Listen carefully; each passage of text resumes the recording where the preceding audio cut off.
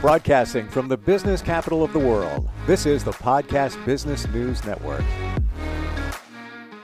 And welcome back, everybody. If you're looking for the secret of life, maybe some answers to pilot your journey, very well, those answers could be coming from animals. And there's a reason. They've been here quite some time. They've been able to evolve. They've experienced a lot, but we don't listen to them. Oh, by the way, we're also animals.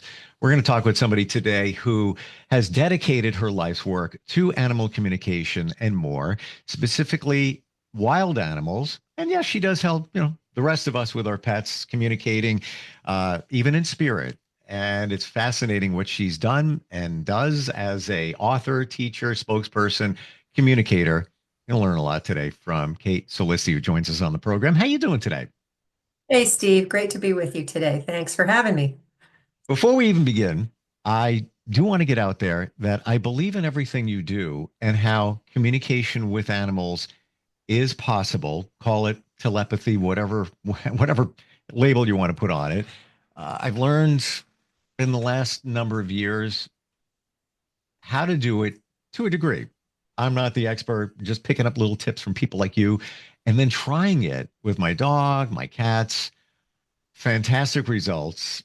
We don't well, for another day, but that was my wake up to what you do and how you do it. What do you want overall, before we dig into this, what do you want people to know about animal communication overall? Well, first of all, it's not something that only a few of us can do, that it's some magical thing. It is a normal part of who we are. It is our intuition. We all have intuition. We all pretty much acknowledge that.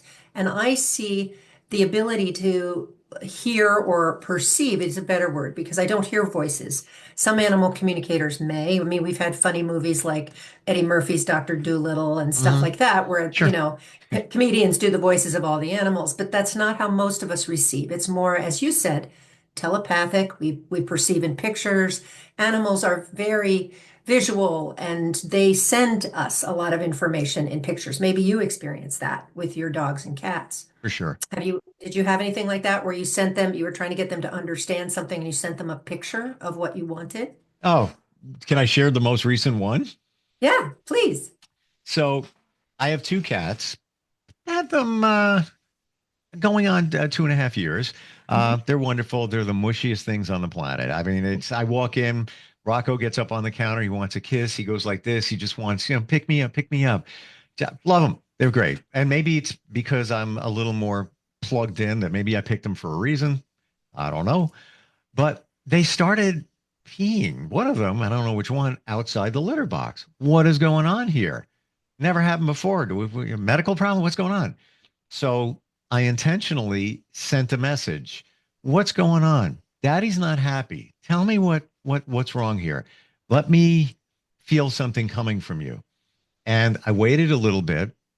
And then all of a sudden, I'm looking at them and I'm just popped in my head. I didn't even realize it. I line my litter box with a garbage bag. Just makes it easier to clean, et cetera, et cetera. I changed bags. They didn't like the bags.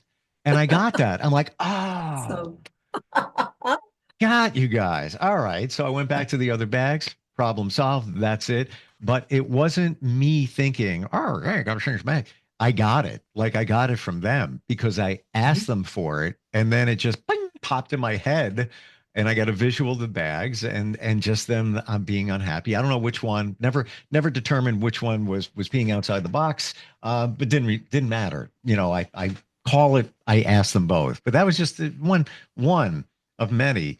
And there's this. I'll share another one because it was it's pretty scary. And one of my cats, tail got caught in a table, one of those snack tables. Mhm.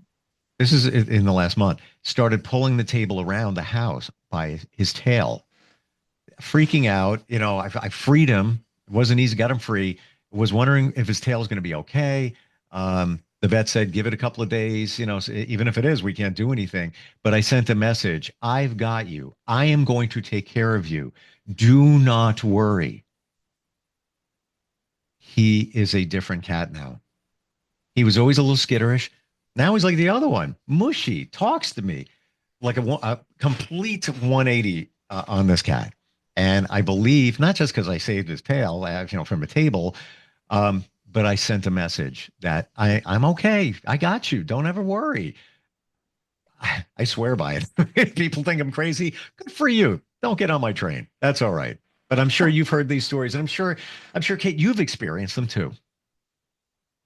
Of course, but that's lovely. Thank you for sharing. So you've really taken a lot of what us animal communicators have shared with you and tried it and have had these wonderful results. And that's Yeah. really what we want people to know, that they just need to try and stay open like you Yeah. did, Yeah. which is you said you sent this message, I need to know what's wrong about the litter box. And you just waited. You didn't have an expectation. You didn't try to figure it out. You just waited. And probably when you weren't even thinking about it, boom, the bad Exactly. thing came to you. Yep. Yep. And that's how it often comes. It's not when you're trying too hard. That actually pushes the energy away when you try too hard. It's like chasing it, right? And that Hmm. doesn't work. But you did it beautifully. You put it out there. Please tell me what's wrong. And you just let it go then and waited. And that's how we allow intuition, our intuition to receive. And as you said, there were pictures, you had different things that came to you, as well as sending pictures and feelings you sent to your kitty with the tail caught in I've got you, I love you, you're safe with me. And at that time where he was so scared and freaked out, you just surrounded him with love, and he was like, oh my gosh, I can depend on dad. No matter what happens, he's here and I feel safe now. And that's sometimes it's so simple, right? And now you know, because you've had these experiences, you can trust yourself more. You can trust yourself to open and receive and develop more of this rapport and actually open yourself up to more coming from your cats. Cats are incredible healers. When I worked on my book, Conversations with Cat, one of the things I learned from cats was, we weren't worshipped in Egypt just because we were pretty and good mousers. You know, we have the ability to help augment the healing of the healer. In other words, if a healer is working on someone who's ill, the cats will hold energy and will actually help remove the problem and release it. And as we know scientifically, the purr, the hertz, the vibration and frequency of the hertz of the cat's purr is healing. They use it to heal themselves. They purr Wow. when they're happy, but they also purr when they're hurt. And so they heal themselves, but they also heal us. So Wow. I did not know yeah. that. Makes a lot of sense. And Kate, you said a word before, and I'm connecting some dots here. And I never thought of this word in connection with animal communication, intuition. Intuition. Now, my belief, we all have it. There's a reason why we're still here. We have intuition. Cave people back in the day, they knew that there was a pterodactyl flying outside the cave, and they didn't go out there. They didn't see it, but they had a feeling. Don't do it. Intuition. How does that come into play with animal communication? Well, I believe that our ability to receive is through our intuition, our Wow. intuitive muscle, if you will. And also the heart. I feel that it's an activity of our heart. The heart has more neurons than the brain. And we Wow. we always thought the brain controlled everything, but in fact, the heart sends more information to the brain than the brain to everything else. It's really fascinating when you start to study what they've been learning about the heart. And I have felt for years, I've been an animal communicator for over 30 years, sort of an old timer in the field, if you will. Wow. And for years I felt that this is a heart activity, or it's really not an activity. It's about being, allowing, surrendering so that one can receive. You can't receive, as I said, if you're pushing too hard. I want this, I want this, I want this. Tell me, tell me, tell me. That's just you can't, you're pushing, you're not receiving. So it's Mm. intuitively is how that is the muscle that I have exercised in order to receive more. Does that help? Yes. And I believe, based on what you said, now that I'm processing all of the information here, that I didn't push for the litter bag answer or the litter Mm-mm. box bag answer. I didn't push Mhm. for it. Now that I look back at it, and in talking with you, and thank you for this, my intuition told me, tap the brakes. You'll get the answer. We're all good here. Perfect. And I did. And to your Yeah. point, if you're pushing like, what's going on? Hey, don't pee outside the box again. Not going to get the answer. You're focused on trying, gimme, where you're not able to receive. You're not open to it. Hmm. Exactly. Wow. Exactly. Jeez. And when I've taught before, when I've taught classes, I've taught individuals. I often say you want to, if you're putting a question out there, you want to create the space to just wait. And one of the ways to do that is visualize you have a big basket in front of you, and you're just going to wait for something to drop in. It could be a picture, it could be a voice, it could be an idea, it could be anything, but then you must act on it like you did. That's the other very important piece of strengthening the intuition is you went and changed the bag. When you got that information, you immediately went and changed the bag. That's so important to this process, Steve. It is acting on it, not second guessing it, which is what many people do. They go, "Oh, I'm making that up. It's what I wanted Oh to no, no, hear." no. But be, When I got it, it's like, ah, there we go. Now it wasn't me thinking, dude, you changed the bags. No wonder.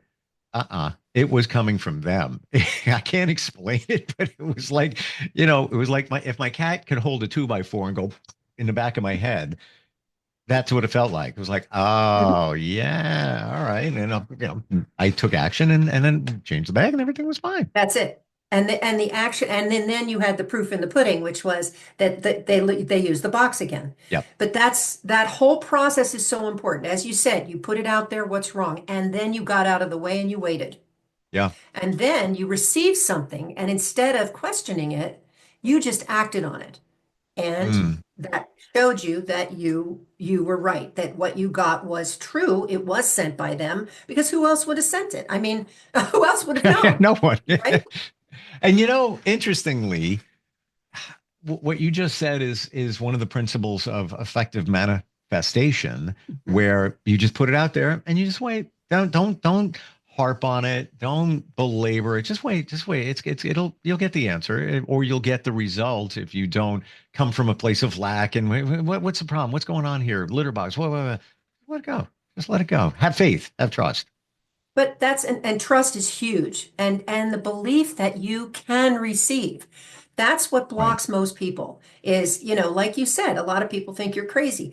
That's because we've been taught that people can't do this, that we can't do this, that this is not, and worse, different religions have said that's the work of the devil or whatever, and it's not. It's an intrinsic part of who we are, like you said, that has served us through time. And it's really important that we tap in and use it now. Because as we all know, there's all this noise out there, all this stuff, and a lot about fear and control and all of this. Well, how do we break free of that? We tune into here. We ask ourselves, we discern, we go deep and say, now, wait, how does that really feel? Listen to your intuition, which is saying, wait a minute, that doesn't feel right. That's because it isn't right. And your being knows that. But you have to trust. You have to Mm. believe that you can hear or receive or feel from your own intuition, whether it's, again, a discernment about something that's being told to you or something you're being told to do or not do, versus something from an animal or a non-human being, including trees, including plants. Mm. There's so much about the communication that trees and plants have with Oh, the mycelium network under the soil. It's now being proven what animal communicators and indigenous people, let's not forget that indigenous people have been working with this knowledge forever, yes. forever. And it's At the what beginning of kept them, time. And, and it's and what kept them in balance with the yes, natural world, right. Yeah, right? The balance. respect. That is a great word. Many feel we are, as a species, out of balance. Your your life's work, of course, animal communication, but your specialty is wild animals, and we're going to dig into that. But I want to just ask a basic question. This point in time, 2025, overall, you communicate with wild animals. What's the overall message that they're saying that we need to listen to? That's beautiful. The overall message is it is our lack of connection with them, the natural world, that is causing us so much pain and causing us to be so destructive. Our Mm. lack of connection, our sense of separation and Connection to what? separation. Connection to the whole, that we, as you said in the very beginning, we are animals. We aren't different. We are a mammalian species, like so many mammalian species on the planet. And our brains, we think we work with this neocortex all the time. We don't. We work with the emotional brain, the limbic brain. They're changing sort of how they say the brain works. But bottom line is, we're much more emotional thinkers than we are really rational thinkers. And animals, that's where they live. They live in that part of the brain, but it is also they are connected. They've never lost their connection to the whole. They know they're part of this bigger picture, and they know their role in that, Mm. in everything that's going on the planet. That's what we've lost. My game changer in my personal journey, and I believe it all happens for a reason. Things changed in my life 5 years ago. Had some things going on, changed things up, and I met somebody that said to me, and I believe they showed up right when they needed to. Why don't you ever live in the moment? You think about the past, you think about the future. Well, you're not living in the moment. And I don't know what you're talking about. And then I processed it. Took a number of months. I'm like, oh, and then learned to adapt to that. But guess what? What do animals do? Live in the moment. Absolutely. Like Absolutely. Which is truly, lovely. not even just words. Like a dog, he's not thinking about, you know, later or before. Yeah, he remembers some things because he needs to protect himself. But, if you say, uh, Bruno, I'll feed you later. Don't worry, I'll feed. He doesn't know what that is. I want to eat now. He's thinking, I need to eat now. This moment, I'm in the moment. I need to eat now. Big lesson to learn from Exactly. them. It's so helpful. And that's the beauty of being able to go out and walk with your dog and let them sometimes lead the way. Mm, Don't be on your phone all the time when you're out with your dog any more than you should be out, on your phone when you're with your kids. You sure. don't want to be playing a game with them and be on your phone. Well, our animals are saying, be present. Smell, the smells, the sights, the sounds. This is life. Live it with us. And so the other piece from the animals is we humans are not alone. They are family. And when we listen, they love us. They want to help us feel that connection, feel that love. Wild animals, you could argue, have all kinds of reasons not to like us. you know Yeah. um but but again, I work with what I call the council, so the council of lions, the council of dolphins, which is the higher group mind. So it's not, I do communicate with individual dolphins and individual lions, but beyond that, if we want to receive teachings from them, and this is what I do in my membership community that I call the Harmony Pack, because it's all about inner harmony as well as outer harmony. And pack because of the wolf pack, where there is incredible harmony and collaboration and cooperation. So what we do is we hear every month from a different animal species. In the month of March, we worked with walrus consciousness. Walruses communicated about connection. And if you think about walruses lying on the beach or a big rock, they're all like, smushed against each other. Mhm. And they take us into that experience. What does that feel like? You're safe, you're warm, you got all these friends around. It is this lovely, Wow. lovely healing experience. And it's those, and then they say, how do you take this into your life? If you need more of that, how do you create that in your own life? And where does that take you? And so it is about learning from them and applying these lessons into our lives. That's what our members do, is say, okay, I got this message from the Turtle Council that I need to slow down. I need to take my time. And they start to work with that, and different things open up in their lives, right? And because if you're willing to learn, you're willing to grow, and you're gonna find your purpose. Or you're just gonna refine and get clearer on your purpose so that you can go out in the world and make the difference you came here to make in whatever field you're in. It doesn't matter if you're in radio. It doesn't matter if you're in banking. It doesn't matter if you're a healer or a teacher or an artist. All of that can be augmented with these lessons from the animals. It's like being life coached by animals, if you will. And who better to teach us than what the native peoples have always called our elder brothers and sisters, How beautiful. the animals. So let's say you're in your car, you drive into your driveway. There's a robin on the grass right there. Is there a message that they have for us potentially? Potentially, or she just might be really excited because she just caught a worm. you know? So again, the more we see animals as individual beings, the more we will respect them. The more, Mm. and that's true for humans, right? We put all kinds of people in boxes and compartments, and that isn't healthy because this is what causes fear and hatred and blame and blah, blah, blah. Sure. But one step, and sometimes it's easier with animals because some people have been very wounded by other humans. And so being able to relate to dogs and cats or horses or bunnies is really healing because we need that connection. So yeah, when you see the bird singing up a storm, you can stop and ask, "What are you singing about?" And just wait. But most of us are in a hurry, get those groceries in the house because the ice cream's going to melt and, we got to pick up the kids and we got to do this and we got to blah, blah, blah, blah. We never stop, which is part of the lesson too. That's why we're not in the moment, right? Because we're rushing to the next thing. Slow down. One thing.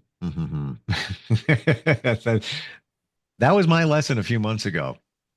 Not even worth getting into, but yes, slow down. I knew this, but you illustrated so amazingly.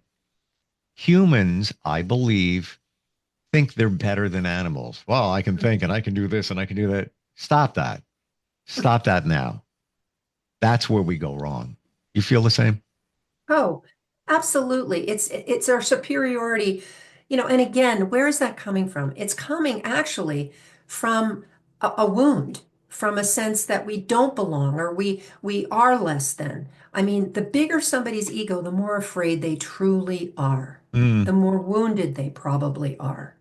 And can be hard to remember when somebody's bullying and somebody's spewing hate, and they're just awful. You well, don't want to, right? You want to go, ew. But if you've had any background in psychotherapy, happily, my husband's a psychotherapist. He's taught me a lot about that level of anger and projection. These are the bad guys, we're the good guys. It's pain. hurt people And hurt how people. do Exactly. Yes, yes. I forget who said that, but there's a famous psychologist who said that. Do you remember who Yeah, said that?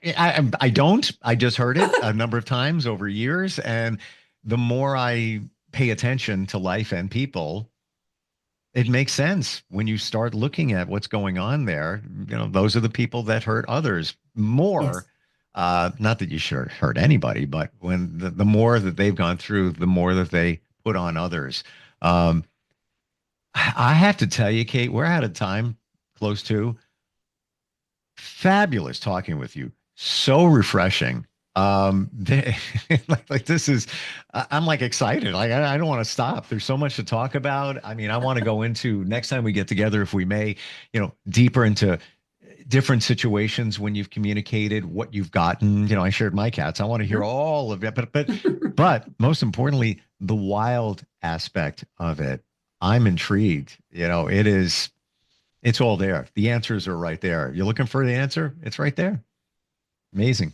Tell us how to find you if somebody wants to learn about the Harmony Pack, learn about what you do, just even bounce some ideas, questions, whatever it might be. How do they find you? The best place is my website, which is simply my name, katesolisti.com. So that's really easy, and all the information is there, how to contact me through my email, how to, look, the Harmony Pack's on there. There's tons of information about how I do my private sessions. So there's that's the way, just katesolisti.com. My YouTube channel is actually Kinship with Animals. That's my YouTube channel. And then I do have I have some short messages from wild animals. I have some examples of actually some of these longer messages with my Harmony Pack on there, as well as the reincarnation videos, how animals have come back to the people that love them. So that's a great joy and of my work too, is that process. We have lots to talk about if we get together. And that one cat, that mushy cat that I was referring to, I'm convinced he came back. I can get into it another time, but it's all there. And it's not that I'm just thinking it or looking for that. No, when you know, you know. Intuition, your heart knows. Intuition. Kate, thank you so much for today.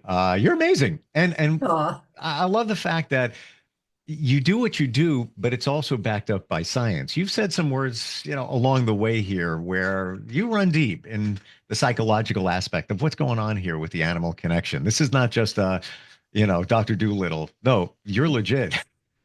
and look at the psychological aspect of what's going on with us and our animals. We'll catch up next time. Thank you again for today.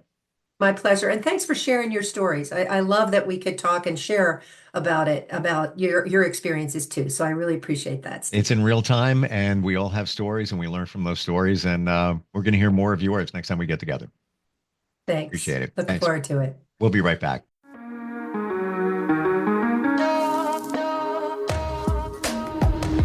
Broadcasting from the business capital of the world, this is the Podcast Business News Network.